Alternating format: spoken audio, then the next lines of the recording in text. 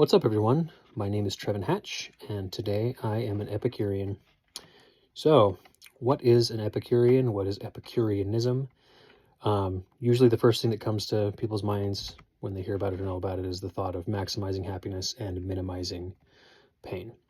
And this is believed to be an offshoot of the philosophical thought of hedonism. Now, the popular belief of that is that pleasure means physical pleasure. It means seeking after yummy food or yummy drink, or even more extremely, drugs and sex. And kind of in our modern view, we can even think of that as, the pursuit of social media, the pursuit of views, the pursuit of popularity, the pursuit of these kind of worldly things that makes us feel good in the moment. However, Epicurus, he believed that happiness actually came from the pleasures of the mind and not the sensual pleasures of the body.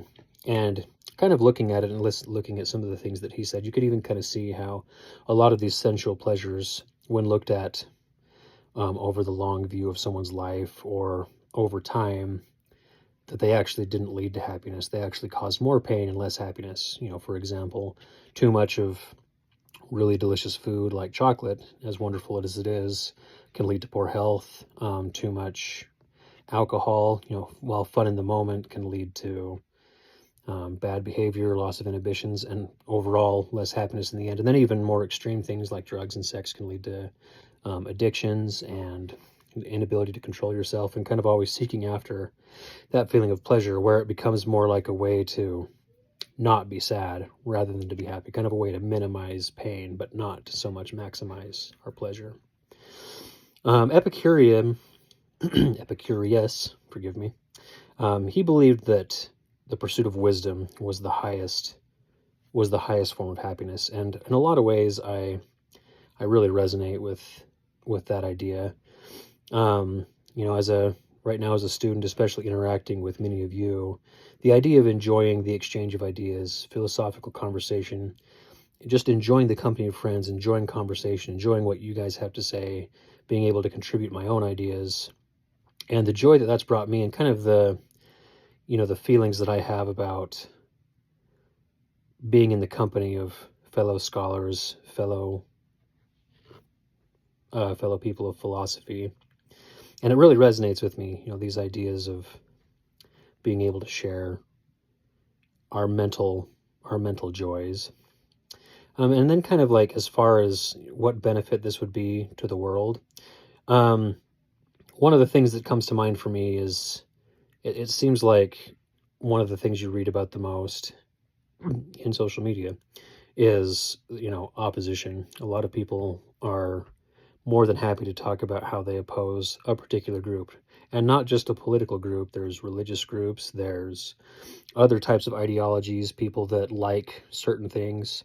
People are really quick to jump and point out their opposition to that, instead of being content with what brings us together, instead of being content with the fact that we all have ideas to exchange, that we all have humor to exchange, that we all like to laugh together and smile together, that we all like to be friends.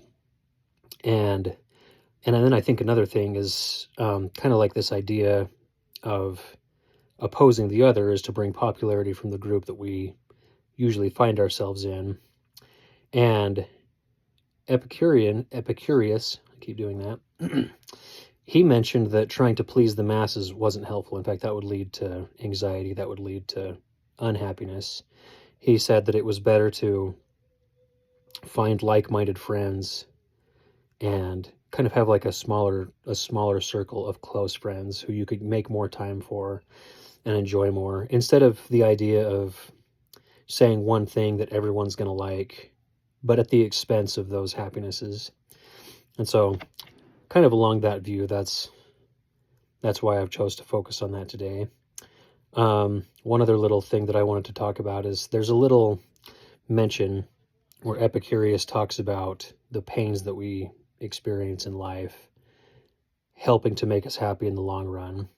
He mentions the thought of like losing your house, and how, losing your house is disastrous and terrible at the time, but it lets you know that it doesn't it's not the end of all things. You still have your family, you still have your friends, you still have your mind, you still have wisdom, and your house, just like money, just like food, is a worldly thing. But these kind of more, as others would say, these metaphysical ideas are what actually bring about greater happiness and more permanent happiness. And so that's what I think about that. Thanks, everyone, and I hope you guys have an awesome spring break, and I will see you and talk to you soon. Okay, bye.